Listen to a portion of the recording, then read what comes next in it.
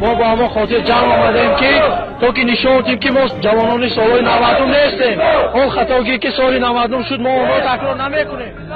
ما با جناب عالی هستیم، ما دستگیر آن احساس میکنیم. ما گفتنی هستیم که آن خائن وطن هستند، بیاید اینجا گپ زنند.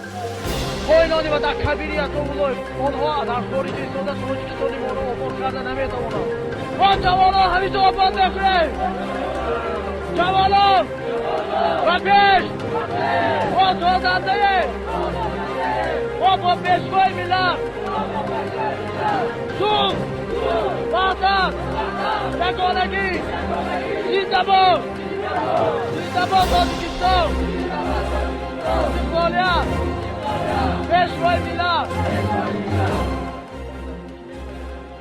ما از اتحادیه اروپا آن را میخواهیم که خائنان وطن را برگردانند، پشتیبانی نکنند، کبیریت و ولایت را برگردانند تا که آنها نزد ملت برگردانند پشتیبانی